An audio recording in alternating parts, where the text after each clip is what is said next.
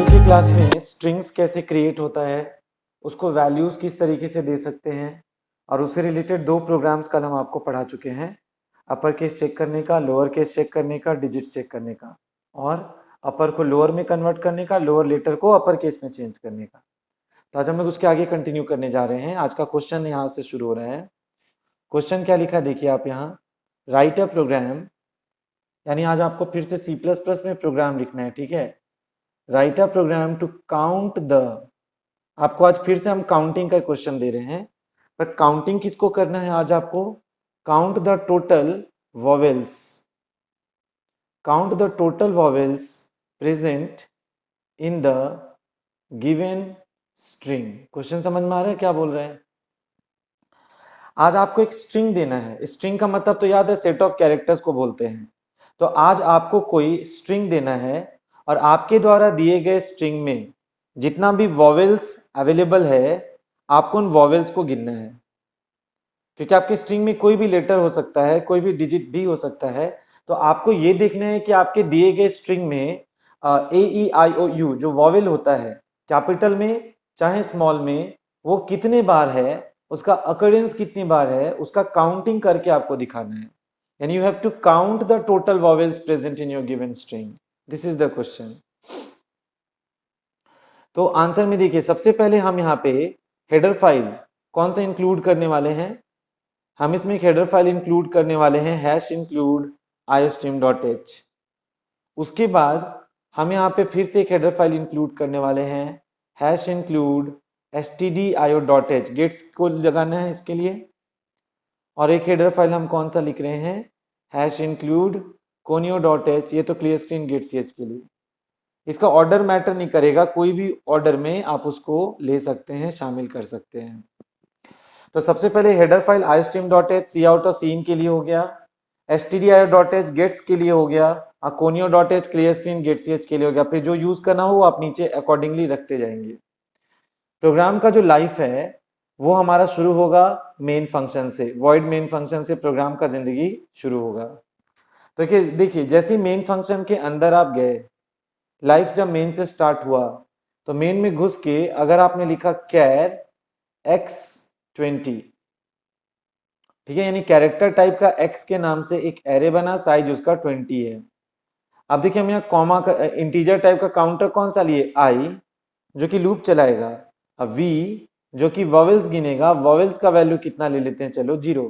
Question में vowels गिनने को कहा गया है, तो वॉवेल्स गिनने के लिए you will need a counter, so let your counter be v। तो v जो काउंटर है वॉवेल्स गिनेगा, लेट इट बी 0। और जब जब वॉवेल मिलेगा तब तब हम v को बढ़ाएंगे। तो उसके लिए वॉवेल गिनने के लिए v लेके हम चल रहे हैं। सबसे पहले तो स्क्रीन क्लियर करना चाहते हैं हम अगर, तो क्लियर स्क्रीन फंक्शन को यूज कर लेंगे। और ये जो सी आउट है ये आपसे आकर क्या पूछेगा, ये सी आउट आकर आपसे पूछेगा एंटर द स्ट्रिंग। रीड किसने किया, गेट्स ने, और रीड करके किस में स्टोर करेगा, एक्स में। तो जब मैसेज आएगा एंटर द स्ट्रिंग, तो स्ट्रिंग को गेट्स फंक्शन पढ़ के एक्स को थमा देगा। अब आपको ये गिनती करना है कि आपके इस वाले स्ट्रिंग में कितना वॉवेल्स मौजूद है।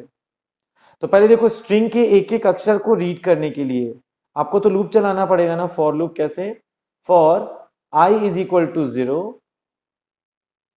x का i is not equal to null character, और उसके बाद हम क्या लगा देंगे, i प्लस प्लस, यानी मेरे i का जो वैल्यू है वो 0 से स्टार्ट करेगा, x का जो ith एलिमेंट है it is not equal to null character है, and then after i plus plus करेंगे। अंदर जाकर देखो अब हम यहाँ पे क्या लिखने वाले हैं, केस ए। वॉवेल्स क्या होता है, ए ई आई ओ यू, टोटल यहाँ पे 10 वॉवेल मिलेगा आपको। तो पहले आप लिखेंगे केस ए, उसके बाद लिखेंगे केस स्मॉल ए। वॉवेल तो 5 होता है ना, पर हम 10 क्यों बोले, क्योंकि 5 कैपिटल का होगा, 5 स्मॉल का होगा, इसलिए हम बोले टोटल आपको 10 वॉवेल मिलेगा आपको। क्योंकि प्रोग्रामिंग C++ केस सेंसिटिव है, अपर केस अलग होता है, लोअर केस अलग होता है। तो ए ई आई ओ यू 5 अपर केस के लिए चुनेंगे, फिर ए ई आई ओ यू 5 लोअर केस के लिए चुनेंगे, तो वॉवेल्स यहाँ पे फिर 10 हो जाएगा अपर लोअर मिला के। तो यहाँ पे अब देखो एक केस कौन सा बनता है, कैपिटल ई, तो एक केस कौन सा बन जाएगा, स्मॉल ई। सिमिलरली एक केस कौन सा है हम लोगों का, आई, और एक केस कौन सा है हम लोगों का, स्मॉल आई। उसके बाद एक केस कौन सा है इसमें हम लोगों का, ओ, और एक और केस इसमें कौन सा हम लोगों का, स्मॉल ओ। अब एक केस बच रहा है कौन सा, कैपिटल यू, और एक केस कौन सा बच रहा है, स्मॉल यू। ठीक है, बस इतना है। यहां पे मेरा, सॉरी यहां पे स्विच छूट गया है, ये तो स्विच के अंदर लिखते हैं ना, स्विच के साथ यहां पे आपको लिखना होगा एक्स का आई, क्योंकि स्विच के अंदर ना केस लगाते हैं।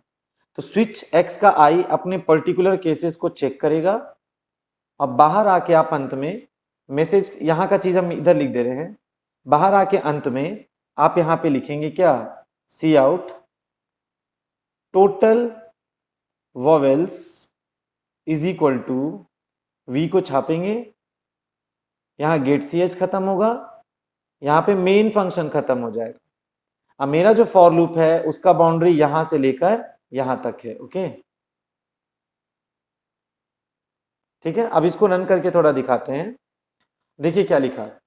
सबसे पहले मेरे प्रोग्राम का जिंदगी मेन फंक्शन से चालू हो रहा है। ठीक है, मेरे प्रोग्राम का जिंदगी मेन फंक्शन से चालू हो रहा है। तो जैसे ही कंट्रोल मेन फंक्शन के भीतर गया, कंट्रोल जैसे ही मेन फंक्शन के भीतर गया, तो आपने क्या लिखा, कैर x20, यानी कैरेक्टर टाइप का x के नाम से यहां पर टोटल 20 ब्लॉक्स का आप देखेंगे रिजर्वेशन हो जाएगा। काउंटिंग कैसे होगा वो आपको मालूम ही है, x0, x1, x2 ऐसा करते करते ये x19 तक जाएगा काउंटिंग, ये वाला। नेक्स्ट देखिए, इंटीजर टाइप का वेरिएबल्स आप कौन कौन सा बना रहे हैं। एक वेरिएबल आई है जो लूप चलाएगा, और एक वेरिएबल वी वॉवेल्स है, और वॉवेल्स का वैल्यू में कितना दिया हुआ है, 0 दिया हुआ है। ये तो काउंटर चुने ना, आई लूप चलाने के लिए, वी वॉवेल्स गिनने के लिए। देखो ये मेरा मॉनिटर है, तो मेरे मॉनिटर पे ये जो क्लियर स्क्रीन फंक्शन है उसने स्क्रीन को साफ कर दिया।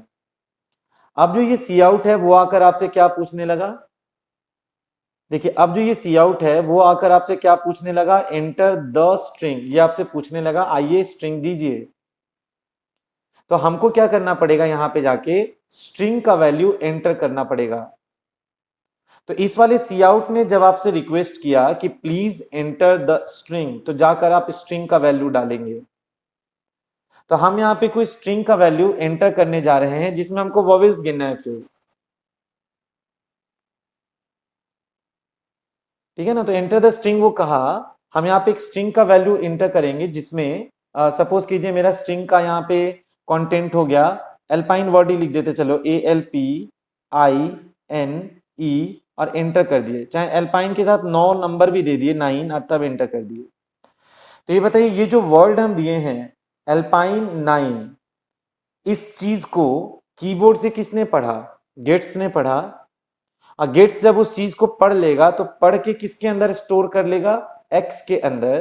तो ये जो गेट्स फंक्शन है वो एल्पाइन 9 को एक्स के अंदर जब डाला तो स्टोर क्या करेगा, ALPINE 9 और नल कैरेक्टर, ये मेरा स्ट्रिंग बन के तैयार है।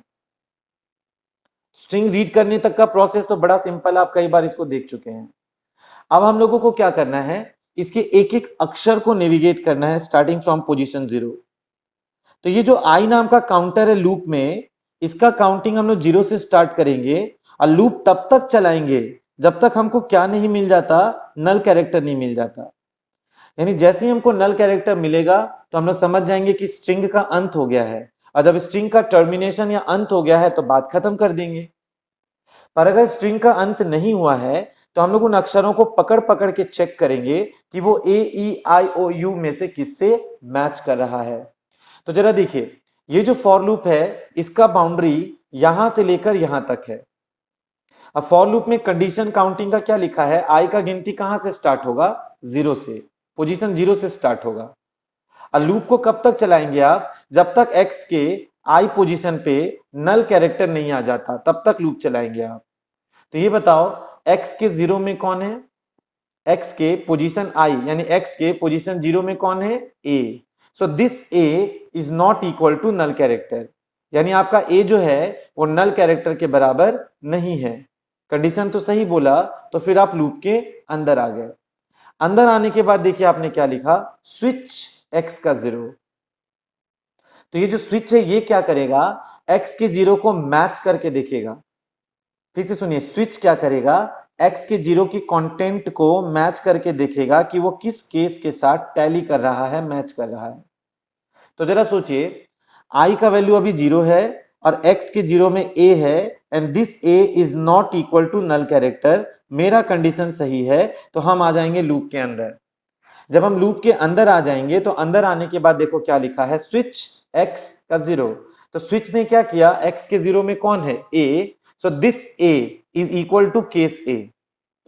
के x0 का वैल्यू a है तो वो a केस a से मैच कर जाएगा, तो कंट्रोल केस a में शिफ्ट हो जाएगा। और आपको पता है जब आपका कंट्रोल केस ए में शिफ्ट हो जाएगा तो इसके बाजू में हम कुछ लिखे ही नहीं है।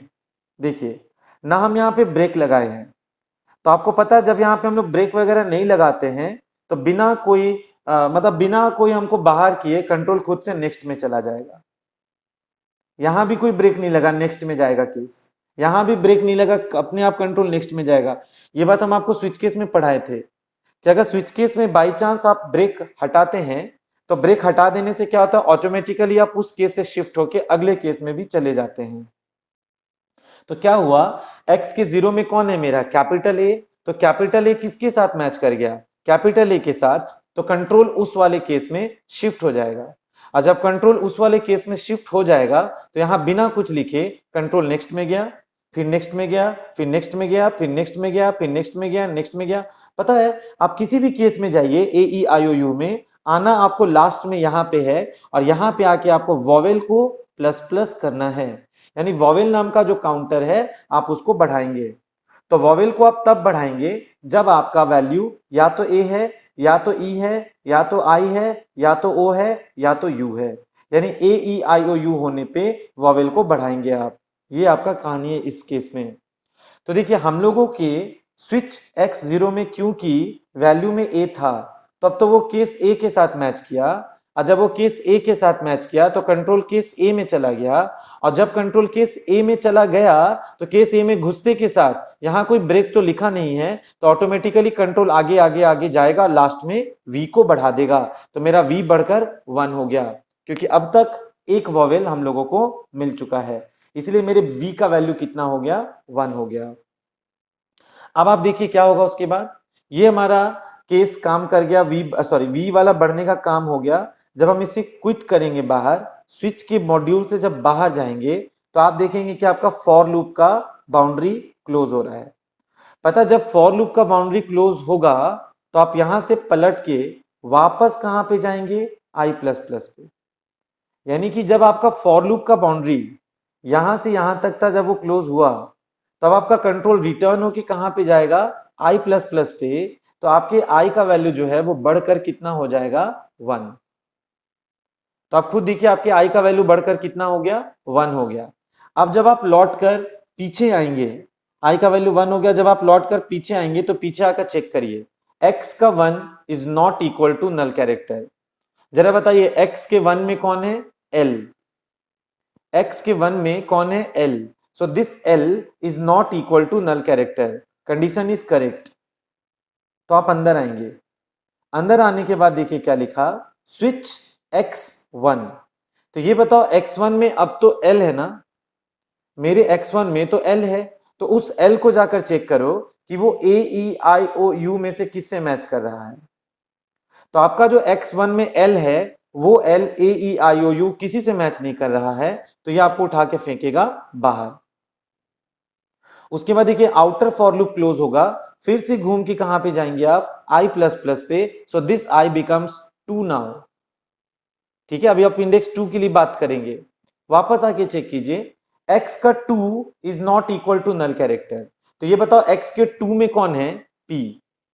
तो x के 2 में जो p है, this p is not equal to null character, condition is true.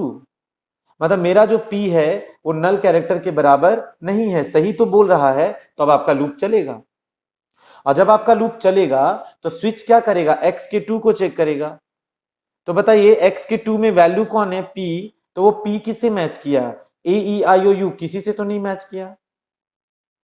तो फिर से कुछ नहीं होगा, आप बाहर निकल जाएंगे और अब आप घूमकर नेक्स्ट राउंड में जाएंगे i प्लस प्लस, तो अब आपके i का वैल्यू कितना हो जाएगा 3। नाउ चेक कीजिए, x3 is not equal to null character. ये बताओ x के 3 में कौन है, कैपिटल I। तो x के 3 में जो कैपिटल I है, that capital I is not equal to null character. सही तो कह रहा है, वो तो नल कैरेक्टर नहीं है।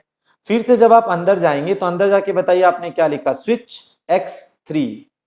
तो x के 3 में कौन है हमारा, capital I, so that capital I is equal to this capital I। ठीक है, देख रहे हैं आप यहाँ पे, यानी आपका केस जो है वो कैपिटल I से मैचिंग है, तो कंट्रोल यहां से स्किप करके केस कैपिटल I में जाएगा। और जब आप यहाँ पे नहीं लिखेंगे तो कंट्रोल भागते भागते V प्लस प्लस पे जाएगा। तो आपके V का वैल्यू कितना है 2। ये क्लोज हो गया, ये क्लोज हो गया। अब आप घूम के कहां पे गए, I प्लस प्लस, तो I बढ़कर 4 हो जाएगा। अच्छा, उसके बाद आकर पीछे देखिए, x का 4 is not equal to null character. ये बताइए x के 4 में कौन है, n।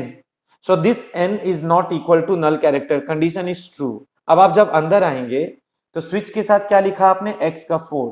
तो x के 4 में जो n है वो तो a e i o u किसी से नहीं मैच कर रहा है। फिर से कंट्रोल बाहर निकल के ऊपर जाएगा i प्लस प्लस पे, i बढ़ते बढ़ते 5 हो जाएगा। इंडेक्स 5 में कौन है, e। ये देखो इंडेक्स 5 में जो स्मॉल e पड़ा हुआ है उसको चेक करते हैं, that small e is not equal to null character. ठीक है, ये तो कंडीशन ट्रू है। अब जब आप अंदर आएंगे तो अंदर आके देखिए आपने क्या लिखा, स्विच x का 5। तो ये बताओ स्विच ने x के 5 में जो स्मॉल e है उसको मैच किया, तो स्मॉल e किसके साथ मैच कर रहा है, देखिए इसके साथ मैच कर रहा है। तो मेरा कंट्रोल इस बार इस केस स्मॉल e में जाएगा, क्योंकि मेरे x के 5 में स्मॉल e है, तो केस स्मॉल e से वो मैच करेगा, तो कंट्रोल इसमें जाएगा। यहां कुछ लिखा नहीं है, ब्रेक भी नहीं लिखा है, तो भागते भागते भागते वॉवेल बढ़ जाएगा। तो वॉवेल बढ़कर कितना हो जाएगा 3। ये बाउंड्री बंद, ये क्लोज ना, i प्लस प्लस, i बढ़कर कितना हो गया 6। अब ये बताओ x का 6 is not equal to null character. जरा देखिए x के 6 में कौन है, 9। 9 is not equal to null character, condition is true. अब आप अंदर आकर देखिए क्या लिखे हैं, स्विच x का 6। तो x के 6 में जो 9 है वो किसके साथ मैच किया, a e i o u किसी के साथ भी मैच नहीं किया। तो आप बाहर जाएंगे और i प्लस प्लस करेंगे, तो i बढ़ते बढ़ते हो जाएगा 7। अब आप ये देखिए पोजीशन 7 में कौन है, नल कैरेक्टर। तो x के 7 में जो नल कैरेक्टर है, that null character is not equal to null character. Null character is not equal to null character, condition is false. अब आपको कर दिया जाएगा बाहर। तो कंट्रोल जैसे ही बाहर आया तो फॉर लूप के बाद कंट्रोल आने का मतलब अब वो बताएगा कि वॉवेल्स कितना पाया गया अब तक में। तो बाहर आकर देखिए ये सी आउट आपको क्या कहने लग गया इन्वर्टेड कॉमा में, टोटल वॉवेल्स इक्वल्स। तो अब आपके मॉनिटर पे आंसर आएगा टोटल वॉवेल्स इक्वल्स, उसके बाद किसका वैल्यू छप जाएगा, v का। तो ये बताएं आपके v का वैल्यू में कौन है 3, so you will get 3 over here. तो आंसर आ जाएगा total vowels is equal to 3। उसके बाद गेट सी एच ने स्क्रीन को होल्ड किया, आप कोई की प्रेस कीजिए, स्क्रीन फ्री हो जाएगा। Then after main function is over and life is also over. तो यहां पे जाके आपका प्रोग्राम खत्म हो जाएगा। तो मेनली हम लोग क्या किए, स्ट्रिंग के लिए स्टोरेज रखने के लिए कैरेक्टर एरे बनाए, काउंटर्स घोषित किए, यूजर से जाके स्ट्रिंग का वैल्यू मांगे, गेट्स ने स्ट्रिंग का वैल्यू मांग के एक्स को दिया। अब हम लोग यहाँ पे एक फॉर लूप चलाएंगे जो काउंटिंग 0 से लेके x i is not equal to null तक करेगा। ठीक है, और जब जब इस दरमियान x के i में a e i o u इन 10 में से कुछ भी मैच करेगा तो कंट्रोल उस केस में घुसेगा, बिना कुछ किए वॉवेल को आप बढ़ा लेंगे, ये बाउंड्री बंद हो जाएगा, फिर ये क्लोज हो जाएगा और अब आप घूम के ऊपर जाएंगे। तो ये प्रोसेस अगेन एंड अगेन आप देखेंगे कि रिपीट हो रहा है, और अंत में जब बाहर आ जाएंगे तो ये सी आउट आपसे क्या कह देगा, total vowels is equal to v, यानी जो वॉवेल्स का टोटल संख्या है वो आप वहां जाके बता देंगे, प्रिंट कर देंगे। तो ये था हम लोगों का क्वेश्चन कि आपको दिए गए स्ट्रिंग में काउंट करना है कि कितने वॉवेल्स अवेलेबल हैं, कितने वॉवेल्स मौजूद हैं। तो हम लोग यहाँ पे अपर केस गिनना, लोअर केस गिनना, अपर को लोअर में कन्वर्ट करना, लोअर को अपर में कन्वर्ट करना, वॉवेल्स काउंट करना, ये सब कुछ कॉमन क्वेश्चंस है जो एग्जाम्स में दिखता रहता है, उसका डिस्कशन कर रहे थे। अब हम आपको यहाँ पे बताने जा रहे हैं कुछ फंक्शंस के बारे में। ठीक है, कुछ फंक्शंस के बारे में यहाँ पे बताने जा रहे हैं जो कि मेनली स्ट्रिंग्स पे वर्क करता है। तो इसलिए मेरा टॉपिक जो यहाँ पे अब आने वाला है वो टॉपिक कुछ ऐसा है। देखिए देखिए अब जो हम लोग यहाँ हेडलाइन देंगे उसका नाम है यूजिंग सम स्ट्रिंग फंक्शंस। तो ये जो टॉपिक है यूजिंग सम स्ट्रिंग फंक्शंस, इसमें नाम सुन के समझ में आपको आ रहा होगा कि हम लोग कुछ फंक्शंस को इस्तेमाल करने वाले हैं जो बेसिकली स्ट्रिंग्स के लिए वर्क करता है। यानी हम लोग कुछ ऐसे फंक्शंस को सीखने वाले हैं जो मेनली स्ट्रिंग्स पे काम करता है। उसी टॉपिक का नाम है यूजिंग सम स्ट्रिंग फंक्शंस। ठीक है, तो इसमें देखिए सबसे पहले नंबर पे हम आपको आज एक फंक्शन पढ़ाने जा रहे हैं जिस फंक्शन का नाम है strcat फंक्शन। ये देखो यहां जो नाम लिखा गया है strcat फंक्शन, ये फंक्शन दरअसल में स्ट्रिंग्स को ज्वाइन करने के लिए यूज में लाते हैं। ज्वाइन करना को ना कॉन्कैटिनेट करना बोलते हैं। कॉन्कैटिनेट का मतलब होगा एक के पीछे दूसरे को अटैच करना। तो ये जो strcat फंक्शन है ये क्या करेगा, एक स्ट्रिंग के पीछे में दूसरे स्ट्रिंग का कॉपी लाके ज्वाइन करेगा, वही होता है कॉन्कैटिनेट करना। तो strcat फंक्शन एक ऐसा फंक्शन है स्ट्रिंग के लिए स्पेशलिस्ट जो दो स्ट्रिंग्स को ज्वाइन करने में हेल्प करेगा। तो पहले आप इसका डेफिनेशन सुन लीजिए क्या है यहाँ पे। डेफिनेशन ये है इसका कि this function is used to concatenate, मतलब ये जो फंक्शन है ये क्या करेगा, कॉन्कैटिनेट। कॉन्कैटिनेट का मतलब ये होगा कि स्टिक या ज्वाइन टुगेदर। तो this function is used to concatenate यानी कि स्टिक या join together the two strings, यानी कि ये वो फंक्शन है जो दो स्ट्रिंग्स को आपस में क्या करेगा, स्टिक टुगेदर करेगा, यानी कि ज्वाइन टुगेदर करेगा, मतलब कि चिपका देगा। तो हम लोग इसको ऐसे करके लिख सकते हैं that is it appends one string to the other. That is it appends one string to the other, मतलब ये फंक्शन क्या करेगा, अपेंड्स का मतलब होता है लास्ट में जोड़ना। तो अपेंड्स जो फंक्शन है, अपेंड्स जो है ऑपरेशन, ये क्या करेगा, एक स्ट्रिंग के लास्ट में दूसरे स्ट्रिंग को जोड़ेगा, उसी को हम लोग बोलते हैं अपेंड्स करना। तो ये जो strcat फंक्शन है ये क्या करेगा, दो स्ट्रिंग को आपस में कॉन्कैटिनेट करेगा, मतलब एक के पीछे में दूसरे को अपेंड करेगा यानी कि ज्वाइन करेगा। तो इस फंक्शन को यूज करने का स्टाइल कैसा है, तरीका कैसा है, वो पहले आप देखिए। देखिए strcat फंक्शन यूज करना बहुत सिंपल है। आपको क्या लगाना होगा, strcat लिखना होगा, अब ब्रैकेट में आपको दो स्ट्रिंग्स देने पड़ेंगे, first string and second string. और ये फंक्शन क्या करेगा, सेकेंड स्ट्रिंग को हम लोग कहेंगे क्या, सोर्स। सोर्स मतलब जिसके वैल्यू को ज्वाइन करना है, ये हमारा स्रोत है, इसी के वैल्यू को इसके पीछे जाके ज्वाइन करेंगे। तो ये जो मेरा स्ट्रिंग 1 है ये दरअसल में मेरा कौन है, डेस्टिनेशन। ठीक है ना, तो डेस्टिनेशन मतलब मंजिल। तो strcat फंक्शन का क्या ड्यूटी है, strcat फंक्शन इस स्ट्रिंग के जो कि डेस्टिनेशन है, इस स्ट्रिंग के अंत में इस स्ट्रिंग का एक कॉपी जाके सटा देगा या ज्वाइन कर देगा। तो ये जो मेरा strcat फंक्शन है वो क्या करता है, इस स्ट्रिंग के अंत में सेकेंड स्ट्रिंग का डुप्लीकेट कॉपी जो है उसको ज्वाइन कर देगा। ये कहानी है strcat फंक्शन के बारे में। तो याद रखें, सपोज कीजिए कि आपका पहला स्ट्रिंग है, एक स्टूडेंट का नाम सपोज कीजिए राज, और सेकेंड स्ट्रिंग का वैल्यू है मान लीजिए कुमार। तो ये फंक्शन क्या करेगा, राज के पीछे में कुमार का डुप्लीकेट को लाके ज्वाइन कर देगा। तो इसका वैल्यू क्या हो जाएगा, राज कुमार, और इसका वैल्यू क्या रह जाएगा, सिर्फ कुमार, क्योंकि इसका डुप्लीकेट इसमें आके ज्वाइन होता है।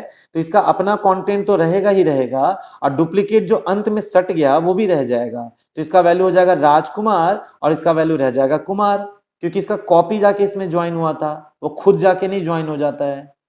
तो ये कहानी है किस फंक्शन के बारे में, strcat फंक्शन के बारे में, जो दो स्ट्रिंग्स को ज्वाइन करने में, चिपकाने में मदद करता है, और इस चीज को कॉन्कैटिनेट करना बोलते हैं प्रोग्रामिंग में, ये नाम याद रखिएगा। और कॉन्कैटिनेशन कहां पे होगा, ज्वाइनिंग कहां पे होगा, एक के पीछे दूसरा, उसी को अपेंड करना बोलते हैं। अपेंड करने का मतलब ही होता है लास्ट में ज्वाइन करना। तो हम लोग इसको समझने के लिए एक प्रोग्राम डिस्कशन करेंगे। देखिए मेरा क्वेश्चन है, write a program to concatenate, एकदम सिंपल सा प्रोग्राम है ये सब। Write a program to concatenate the two strings, यानी कि ये बोल रहा है आपसे, आज आप एक ऐसा प्रोग्राम लिखिए जो दो स्ट्रिंग्स को कॉन्कैटिनेट करेगा। आप एक ऐसा प्रोग्राम लिखिए जो दो स्ट्रिंग्स को ज्वाइन करेगा। ये है आपका क्वेश्चन। तो आंसर में देखिए, हेडर फाइल हम यहाँ पे कौन सा लिखेंगे? फर्स्ट हेडर फाइल हम यहाँ पे लिखेंगे iostream.h। उसके बाद हम एक हेडर फाइल लिखेंगे #include conio.h। फिर देखो हम एक हेडर फाइल लिखेंगे #include stdio.h। आपको याद है ना, गेट्स फंक्शन के लिए ले रहे हैं। अब एक नया बात सुनिए, आपको एक न्यू फंक्शन आज पढ़ाया जा रहा है। कौन सा न्यू फंक्शन पढ़ाया जा रहा है? strcat। तो strcat नाम का जो फंक्शन है, ये फंक्शन प्री डिफाइंड है। कहने का मतलब कि strcat फंक्शन को हम और आप नहीं बनाए हैं, ये function pre defined readymade function है। तो ये जो मेरा फंक्शन है strcat, इस फंक्शन को इस्तेमाल करने के लिए उसको पहले इंक्लूड करना पड़ता है। और जानते हैं वो strcat किस हेडर फाइल से आएगा? तो वो जिस हेडर फाइल से आता है प्रोग्राम में, उसका नाम है string.h। यानी कि strcat जो न्यू फंक्शन है, इसको इस्तेमाल करना चाहते हैं अगर, तो हेडर फाइल कौन सा इंक्लूड करना होगा? string.h। इसके लिए आप श्योर हो जाएं। तो पहले सुनिए, iostream.h हम लोग लगा लिए हैं सी आउट के लिए। गेट्स जो था, जो सीन की जगह हम लोग यूज करेंगे, उसके लिए हम लोग लगा रखे हैं stdio.h। Clear screen gate ch के लिए conio.h। और strcat फंक्शन के लिए हम लोग क्या लगाएंगे? string.h। पता है हेडर फाइल का नाम ही है string.h, तो ये आपको लेना पड़ेगा इस टॉपिक, इस चीज के लिए। अब देखिए मेरे प्रोग्राम का जो लाइफ है, that will start from the main function. तो मेन फंक्शन में घुसने के बाद अगर हम लिखते हैं char x20, y10, ये हम लोग किए यहाँ पे।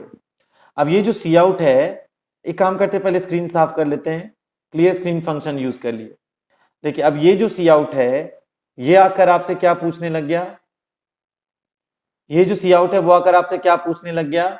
Enter the two strings. देखिए हम लोग ना दो स्ट्रिंग्स मांगेंगे इस बार। क्यों दो स्ट्रिंग्स मांगेंगे? ताकि हम लोग एक के पीछे दूसरे को ज्वाइन करके दिखा सके। तो हम यहाँ पे यूजर से दो स्ट्रिंग्स मांगेंगे। तो कैसे मांगेंगे? देखिए पहले क्या लिखेंगे? गेट्स x, उसके बाद क्या लिखेंगे? Gets y। तो ये जो फंक्शन है गेट्स गेट्स, ये दो स्ट्रिंग्स को पढ़ा, एक बार पढ़ के x को दिया और एक बार पढ़ के y को दिया, क्योंकि हमको टू स्ट्रिंग्स पढ़ना है इस वाले प्रोग्राम में। देखिए शुरू में जब हम दो स्ट्रिंग्स को पढ़ेंगे तो कॉन्कैटिनेट तो हुआ नहीं है स्टार्टिंग में, तो पहले हम ओरिजिनल स्ट्रिंग को जा रहे हैं डिस्प्ले करके दिखाने। तो देखो ये जो सी आउट है, ये पता अभी क्या डिस्प्ले करेगा मैसेज में? ये डिस्प्ले करेगा before concatenation, before concatenation string 1 is equal to, यहां पे जाके लिखेंगे x और यहां पे लिखेंगे and string 2 is equal to, और उसके पीछे जाके लिखेंगे y। ये लगा देंगे, वेरी इजी। अभी हम रन कराएंगे तो बताएंगे क्या है। फिर सुनिए, दो स्ट्रिंग्स को साटना है तो फंक्शन कौन सा आप इस्तेमाल करेंगे? strcat। अब पहले आप ये डिसाइड करें कि किसको किस में साटना है। तो हमको y को x में साटना है, तो हम x पहले लिखेंगे, y को पीछे लिखेंगे। तो पता है y वाला जो स्ट्रिंग है, उसमें जो कंटेंट होगा वो x के स्ट्रिंग के कंटेंट के पीछे में जाके ज्वाइन हो जाएगा। अब आपको प्रूफ देना है, अब आपको ये प्रूफ देना है कि कौन चेंज हुआ, किसका क्या हुआ। तो उसके लिए अब आप यहाँ पे सी आउट में जाके लाइन बदलकर मैसेज क्या लिखेंगे? आप मैसेज लिखेंगे आफ्टर कॉन्कैटिनेशन, मतलब ज्वाइन हो जाने के बाद, after concatenation string 1 is equal to x and string 2 is equal to, string 2 is equal to क्या? y। ठीक है, अंत में देखो क्या लगा रखे हैं? Get ch। ना main function is over, life is also over. एकदम सिंपल प्रोग्राम हम पहले ही बोले। तो अब हम इसको थोड़ा सा इलेबोरेट करके आपको दिखाते हैं। देखिए हेडर फाइल्स iostream.h लिए हैं सी आउट के लिए। सीन की जगह तो गेट्स लगा रहे हैं ना हम लोग आजकल, तो गेट्स के लिए हेडर फाइल क्या लगाए हैं? stdio.h। क्लियर स्क्रीन और गेट ch के लिए कौन सा हेडर फाइल लिए हैं? conio.h। और strcat नाम का एक नया फंक्शन आज हम आपको पढ़ा रहे हैं। इस फंक्शन के लिए हम हेडर फाइल कौन सा इंक्लूड किए हैं, string.h। यहां तक समझ में आ गया आपको? देखिए, प्रोग्राम का जिंदगी वॉइड मेन फंक्शन से स्टार्ट होगा। पता है, जैसे ही आपके प्रोग्राम का जिंदगी मेन फंक्शन से स्टार्ट होगा तो मेन फंक्शन में घुसते के साथ, देखिए, प्रोग्राम का जिंदगी जब मेन फंक्शन से स्टार्ट होगा तो मेन फंक्शन में घुसते के साथ कैरेक्टर टाइप का पहले तो x के नाम से एक एरे बन गया। ठीक है, कैरेक्टर टाइप का देखिए x के नाम से क्या हो गया, एरे बन गया। काउंटिंग कैसे हो जाएगा, x0 x1 x2 x3 x4 करते करते x19 तक घर बन जाएगा। और सेकेंड घर बन गया y के नाम से, तो y का साइज कितना गिवन है, 10।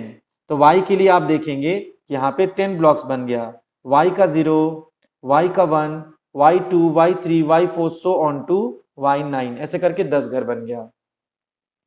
तो पता है, हम एक का साइज ज्यादा रखे हैं, एक का साइज थोड़ा कम रखे हैं, क्योंकि जिसका साइज ज्यादा है उसमें अपना कंटेंट भी रखना है और सेकंड के डुप्लीकेट कंटेंट को पीछे में लाके ज्वाइन भी करना है, तो उसका स्टोरेज तो थोड़ा ज्यादा होना चाहिए था ना, तो एक ज्यादा बना के रखेंगे, नहीं तो जगह घटने का चांसेस हो जाएगा। अब ये देखो, क्लियर स्क्रीन ने आपके मॉनिटर पे कचड़े को साफ कर दिया। अब ये जो सी आउट है, it is asking for the two strings. देखिए, सी आउट आकर आपसे क्या बोलने लग गया, ये बोलने लग गया एंटर द टू स्ट्रिंग्स। तो हम जाके, जब ये दो स्ट्रिंग्स मांगा तो हम जाके दो स्ट्रिंग्स देंगे। ध्यान दीजिएगा, पहला स्ट्रिंग हम दे रहे हैं न्यू स्पेस एंटर, स्पेस भी हम दे रहे, ध्यान रखिएगा। और सेकेंड वर्ड हम यहां पे क्या लिख रहे हैं, दिल्ली एंटर। जानते हैं क्या होगा, सुनिए, ये जो गेट्स नाम का फंक्शन है, ये पहली दफा न्यू के साथ जो स्पेस है ना, ध्यान से देखिएगा, गेट्स फंक्शन न्यू के साथ जो स्पेस है ना, इस पूरे ग्रुप को पढ़ेगा और किसको थमा देगा, एक्स को। तो मेरे एक्स का वैल्यू क्या हो गया, NEW स्पेस नल कैरेक्टर। तो ये किसका वैल्यू स्टोर हो गया, एक्स का वैल्यू स्टोर हो गया, न्यू स्पेस। समझ लीजिए बात। और अगला जो गेट्स है वो कौन सा स्ट्रिंग को पढ़ लिया, दिल्ली को पढ़ लिया। तो ये जो सेकेंड वाला गेट्स है वो जब दिल्ली को पढ़ा तो पढ़ के किस में स्टोर किया, y में। तो y का वैल्यू हो गया DELHI और नल कैरेक्टर। यहां तक क्लियर है? x का वैल्यू न्यू स्पेस हो गया, y का वैल्यू दिल्ली हो गया। ठीक है, अब ध्यान से देखो, ये जो सी आउट है ये मॉनिटर पे कौन सा मैसेज प्रिंट करने जा रहा है, ये मॉनिटर पे मैसेज प्रिंट करेगा बिफोर कॉन्कैटिनेशन। देखिए, before concatenation string 1 is equal to, मतलब ज्वाइन होने से पहले, before concatenation string 1 is equal to what, x. समझिए बात, बिफोर ज्वाइनिंग स्ट्रिंग 1 का वैल्यू में कौन है, एक्स। तो एक्स का वैल्यू अभी कौन है देखिएगा, न्यू स्पेस, एक्स का वैल्यू है न्यू स्पेस। ओके, उसके पीछे देखो क्या छप रहा है, एंड स्ट्रिंग 2 इक्वल्स, तो इसी के पीछे कंटिन्यू होगा, and string 2 is equal to, क्या है स्ट्रिंग 2 के पीछे में, y का वैल्यू। तो मेरे y की वैल्यू में दिल्ली है, तो मेरे स्क्रीन पे आंसर दिल्ली आ गया। तो आप खुद देखिए, स्ट्रिंग 1 का वैल्यू आ चुका है न्यू स्पेस एंड स्ट्रिंग 2 का वैल्यू आ चुका है दिल्ली, क्योंकि अब तक कोई कॉन्कैटिनेट, कोई ज्वाइन नहीं किया है। अब देखिए क्या लिखे आप, अब आपने लिखा strcat x, y।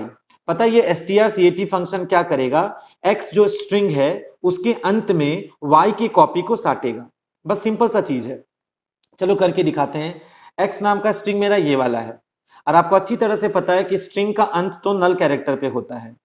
ठीक है, तो x नाम के स्ट्रिंग का अंत तो नल कैरेक्टर है, वहां से हम किसको ज्वाइन करना स्टार्ट करेंगे, y के कॉपी को। तो y का कॉपी मतलब समझ में आ रहा है, यहां नल हट के d हो जाएगा, फिर कौन आ जाएगा e, उसके बाद कौन आ जाएगा l, देन आफ्टर कौन आएगा h, उसके बाद कौन आएगा i, और उसके बाद कौन आएगा नल कैरेक्टर। तो आप खुद देखिए, दिल्ली जो वर्ड है वो न्यू स्पेस के पीछे जाके ज्वाइन हो गया और वहां का नल हट चुका, एक नया नल आ चुका है। तो इसका वैल्यू न्यू दिल्ली हो गया और ये दिल्ली का दिल्ली रह गया। प्रूफ देना है तो प्रिंट करके देखेंगे। तो ये जो सी आउट है वो लाइन चेंज करने के बाद, लाइन चेंज करने के बाद देखिए कौन सा मैसेज प्रिंट करने लगा, आफ्टर कॉन्कैटिनेशन, आफ्टर कॉन्कैटिनेशन मतलब ज्वाइनिंग होने के बाद स्ट्रिंग 1 इज इक्वल टू, देखिए स्ट्रिंग 1 इज इक्वल टू कौन है, x। अब मेरे x का वैल्यू में न्यू स्पेस दिल्ली है, तो आप देखेंगे आंसर आ गया न्यू स्पेस दिल्ली, x का वैल्यू। और अंत में क्या लिखेगा, and string 2 is equal to y। अब मेरे y का वैल्यू में अभी भी कौन है देखिए यहां पे, दिल्ली। फिर गेट सी एच होगा, main is over, life is over हो जाएगा। तो आपने क्या देखा, str.cat फंक्शन x के अंत में यानी जहां नल था वहां से y का डुप्लीकेट लाके ज्वाइन कर दिया, तो x हो गया न्यू दिल्ली, अब y रह गया सिर्फ दिल्ली। ठीक है, ये कहानी था कॉन्कैटिनेशन के बारे में। तो str.cat फंक्शन जो स्ट्रिंग फंक्शन का एक टॉपिक था, वो कैसे वर्क करता है वो आपने देखा अभी अभी। क्या किया था str.cat फंक्शन, इस स्ट्रिंग के अंत में इस स्ट्रिंग का जो डुप्लीकेट था उसको लाके पीछे में ज्वाइन कर दिया। जैसे x नाम के स्ट्रिंग में न्यू स्पेस था, y वाले स्ट्रिंग में दिल्ली था, तो str.cat x, y करने से क्या हुआ, x वाले स्ट्रिंग का अंत यानी कि नल कैरेक्टर के ऑनवर्ड्स y का कॉपी यानी कि दिल्ली लाके ज्वाइन कर दिया। तो x का वैल्यू हो गया न्यू दिल्ली, y का वैल्यू सिर्फ दिल्ली रह गया। तो ज्वाइन होने से पहले का स्थिति कैसे छपा वो आप देखें, ज्वाइन हो जाने के बाद स्थिति में क्या परिवर्तन हुआ, कौन बदला कौन नहीं बदला, उसका चीज भी आप यहां पर देखें। तो अब हम लोग यहाँ पे नेक्स्ट फंक्शन अब सीखने जा रहे हैं। अब हम लोग यहाँ पे एक नेक्स्ट फंक्शन स्टार्ट करेंगे स्ट्रिंग से रिलेटेड। उस फंक्शन का नाम है strcpy फंक्शन। ठीक है, तो क्या लगता है नाम से, strcpy फंक्शन का काम है स्ट्रिंग कॉपी करना। अच्छा, कॉन्कैटिनेट करना मतलब होता है क्या, एक के पीछे में दूसरे को जोड़ना, सटाना। और स्ट्रिंग कॉपी का मतलब होता है एक्चुअली में डुप्लीकेट करना। डुप्लीकेट करने का मतलब हुआ कि एक स्ट्रिंग का अपना कंटेंट को भूल ही जाइएगा और जिसको डुप्लीकेट किया गया वो उस पे जाके हावी हो जाएगा, अपना कंटेंट उसका भूल जाना है। तो उस फंक्शन को बोलते हैं strcpy फंक्शन। तो डेफिनेशन में आप क्या कहेंगे यहां पे बताएं, आप कहेंगे this function is used to copy, this function is used to copy one string to the other. मतलब ये फंक्शन क्या करेगा, एक स्ट्रिंग को दूसरे स्ट्रिंग में जाके कॉपी पेस्ट कर देगा। वही फंक्शन का नाम है strcpy फंक्शन। मतलब एक स्ट्रिंग को दूसरे स्ट्रिंग में जाके आप कॉपी पेस्ट कर दीजिए। ठीक है, तो इसका सिंटैक्स जो है बहुत ही सिंपल सा है, पिछली बार की तरह। इसका सिंटैक्स कुछ ऐसा है कि आप क्या लिखेंगे, strcpy और ब्रैकेट में आपको क्या लिखना होगा, स्ट्रिंग 1 कॉमा स्ट्रिंग 2, यानी कि स्ट्रिंग 2 यहाँ पे फिर से सोर्स का काम करेगा और स्ट्रिंग 1 यहाँ पे कौन सा काम करेगा, डेस्टिनेशन का काम करेगा। तो सोर्स का जो भी वैल्यू है वो डेस्टिनेशन में लास्ट से अब नहीं ज्वाइन होगा, बिगिनिंग से ही कॉपी हो जाएगा। ठीक है, मतलब इसमें जो भी कंटेंट है इसमें अपना कंटेंट भूल ही जाना है और इसका जो कंटेंट है वो आके इसके ऊपर हावी हो जाएगा, क्योंकि आप कॉपी करने आए हैं, क्योंकि आप डुप्लीकेट करने आए हैं। तो ये कहानी है किसके बारे में, strcpy फंक्शन के बारे में ये कहानी है। तो हम लोग इसको प्रोग्राम से पढ़ेंगे तो जल्दी क्लियर हो जाएगा, बहुत सिंपल प्रोग्राम है इसका भी। तो मेरा क्वेश्चन है, write a program to copy one string to another. इसका मतलब आप एक प्रोग्राम लिखिए जो कॉपी करेगा एक स्ट्रिंग को दूसरे वाले स्ट्रिंग में। ये है आपका क्वेश्चन। ठीक है, तो आंसर देखिए। सबसे पहले यहाँ पर हेडर फाइल हम यहाँ कौन सा लगाएंगे, हम यहाँ हेडर फाइल लगा रहे हैं iostream.h, ये तो लगाना है। नेक्स्ट हेडर फाइल जो हम यहाँ पे हैश इंक्लूड करने जा रहे हैं आज, वो है हमारा conio.h। नेक्स्ट हेडर फाइल जो हम यहाँ पे इंक्लूड करने वाले हैं आज, उसका नाम है stdio.h। ठीक है, ये तो गेट्स के लिए ले रहे हैं हम लोग। और फिर से हम लोग एक हेडर फाइल हैश इंक्लूड करेंगे, उसका नाम आप समझ गए होंगे क्या होगा, string.h, क्योंकि strcpy फंक्शन का भी हेडर फाइल string.h होता है।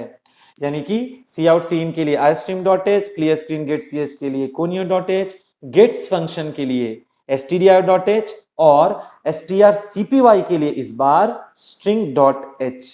ठीक है, चलिए मेरे प्रोग्राम का जिंदगी स्टार्ट कहां से होने वाला है, void main फंक्शन से। जब आप मेन फंक्शन के अंदर गए तो मेन फंक्शन के अंदर जाकर आपने क्या लिखा, char x20 y20। इस बार ऐसे ही रख रहे, कॉपी पेस्ट तो करना है। तो x का वैल्यू 20, y का वैल्यू मतलब साइज 20 दे दिए। यहाँ पे हमको स्क्रीन का कचरा साफ करना है तो हम क्लियर स्क्रीन फंक्शन यूज कर रहे हैं।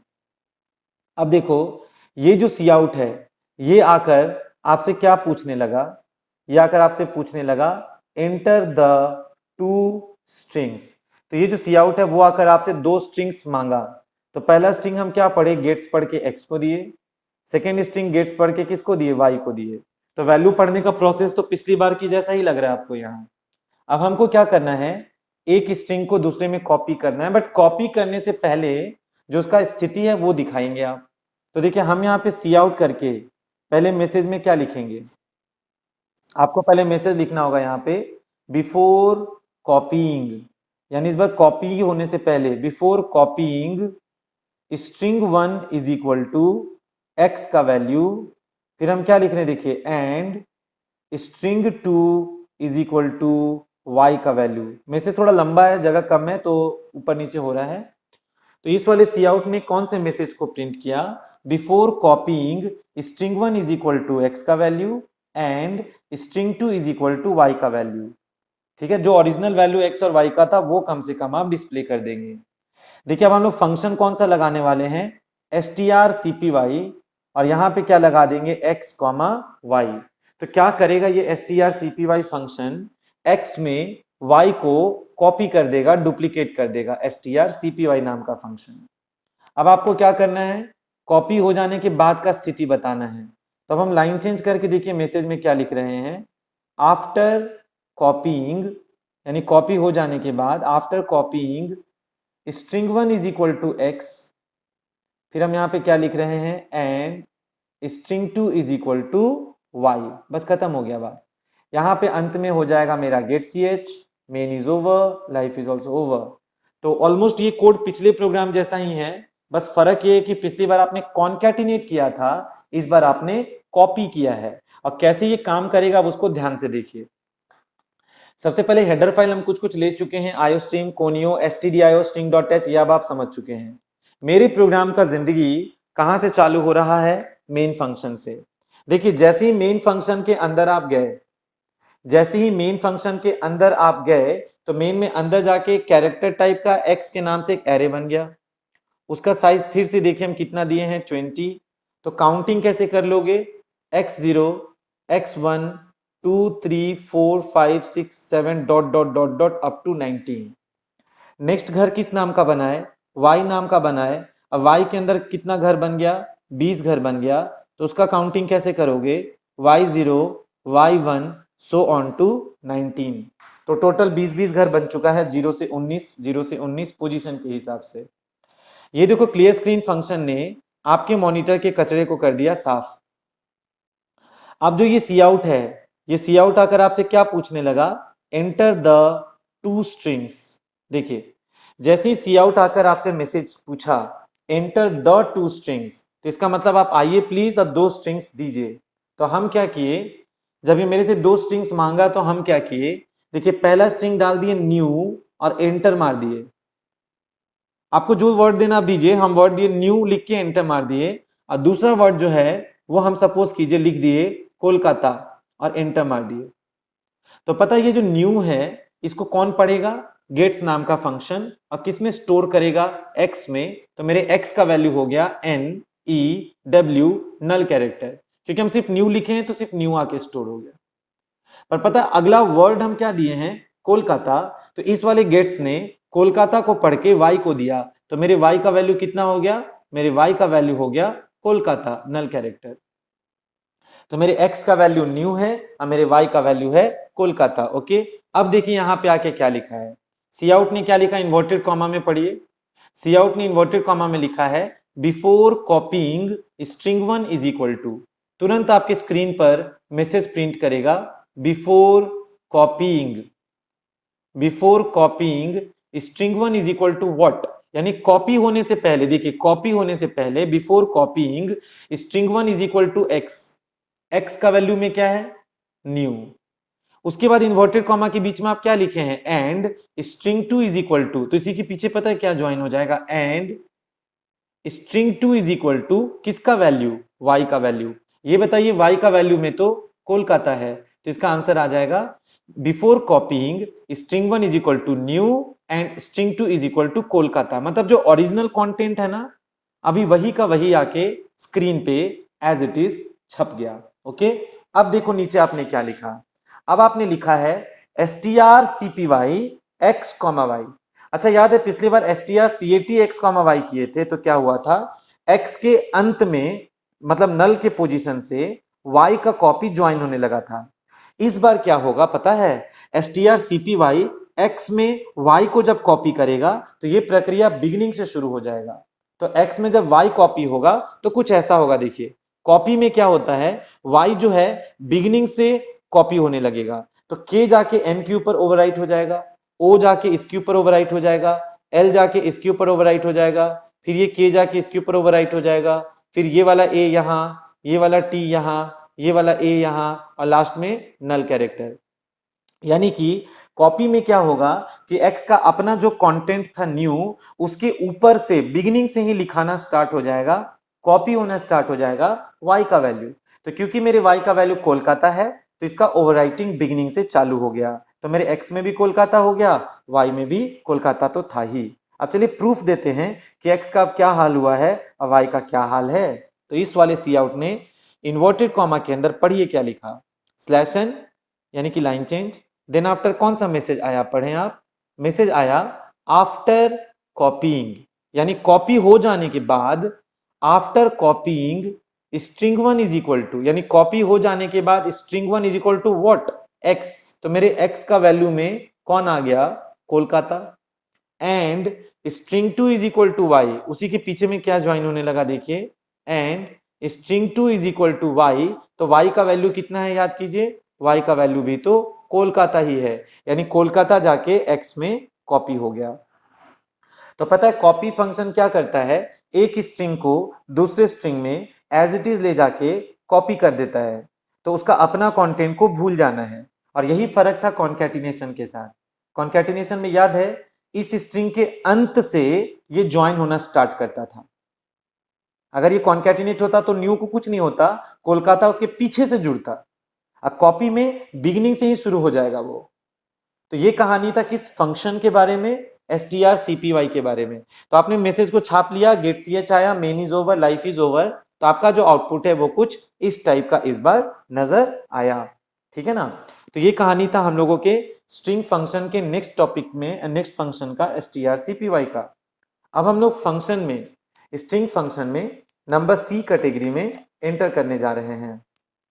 ध्यान से देखिए, ये जो सी टॉपिक है स्ट्रिंग फंक्शन में, उसका नाम है strlen फंक्शन। ध्यान से सुनिए, strlen फंक्शन नाम से लगता है कि ये फंक्शन स्ट्रिंग का लेंथ निकालेगा, मतलब इस फंक्शन का काम होगा कि आपके स्ट्रिंग का कितना साइज है वो पता लगाना और आपको कहना कि देखो स्ट्रिंग का लेंथ इतना है, ठीक है ना। तो इसका डेफिनेशन क्या होगा आप देख लीजिए, इसका डेफिनेशन होगा कि this function is used to find, this function is used to find the length of the given string, मतलब ये फंक्शन क्या करेगा, दिए गए स्ट्रिंग का लेंथ फाइंड करेगा। एंड छोड़िए, यहां पे हम देखिए क्या लिख रहे हैं, इट रिटर्न्स, एक्चुअली में पता है ये लेंथ निकालेगा, ठीक है, माना कि लेंथ निकालेगा, ठीक है, लेकिन ये रिटर्न क्या करता है, ये लौटाता क्या है, तो इट रिटर्न्स द इंडेक्स। दरअसल में ये फंक्शन आपको इंडेक्स लौटाता है, इंडेक्स कहते हैं पोजीशन को। तो जो मेरा स्ट्रिंग लेंथ फंक्शन है ये दरअसल में इंडेक्स लौटाता है, पोजीशन लौटाता है। तो किसका इंडेक्स या पोजीशन लौटाता है, it returns the index of the null character, और नल कैरेक्टर आप समझ रहे हैं कौन सा है, \0। तो नल कैरेक्टर आपको याद है, स्ट्रिंग को टर्मिनेट करना है, स्ट्रिंग का अंत दिखाना है, तो उसके लिए आप नल कैरेक्टर यूज करते हैं। तो स्ट्रिंग लेंथ फंक्शन आपको नल कैरेक्टर का पोजीशन बताएगा, और नल कैरेक्टर का पोजीशन बताने का मतलब ये हुआ कि वो स्ट्रिंग का अंत दिखाने का कोशिश कर रहा है। यही कहानी है स्ट्रिंग लेंथ फंक्शन के बारे में। तो इसको यूज करने का पहले आप एक बार सिंटैक्स देख लीजिए, फिर आप इसका प्रोग्राम देखेंगे तो इसका यूज तुरंत क्लियर हो जाएगा, क्योंकि ये भी बहुत इजी टॉपिक है। अभी हम इसका सिंटैक्स में इंटीजर टाइप का कोई वेरिएबल बना लेते हैं, चलो इंटीजर टाइप का चलो कोई वेरिएबल हम बना लेते हैं, और उसके बाद हम क्या लिखेंगे, variable is equal to string length of जो भी मेरा स्ट्रिंग गिवन होगा उसका नाम। तो पता है स्ट्रिंग लेंथ फंक्शन क्या करेगा, ये स्ट्रिंग लेंथ फंक्शन मेरे वेरिएबल, सॉरी ये स्ट्रिंग लेंथ फंक्शन जो भी हम स्ट्रिंग दिए रहेंगे उस स्ट्रिंग का लेंथ पता करके किसको थमा देगा, वेरिएबल को। बहुत ही आसान है। और स्ट्रिंग का लेंथ कुछ और नहीं बल्कि आपके स्ट्रिंग में लास्ट में जो नल कैरेक्टर का पोजीशन होता है, इंडेक्स होता है, उसी को स्ट्रिंग लेंथ बुलाते हैं। क्योंकि आपको यह बात अच्छी तरह मालूम है, स्ट्रिंग टर्मिनेट होता है नल कैरेक्टर पे, और नल कैरेक्टर का जो इंडेक्स होता है उसी को स्ट्रिंग का लेंथ कहा जाता है। ठीक है, तो सिंटैक्स तो आप समझ चुके हैं, प्रोग्राम देखेंगे तो और ज्यादा समझ में आएगा। क्वेश्चन है मेरा, write a program to find the length of the given string. मतलब जो स्ट्रिंग आपको दिया जाएगा, उस दिए गए स्ट्रिंग का आपको दरअसल में आज लेंथ फाइंड आउट करना है। This is the question.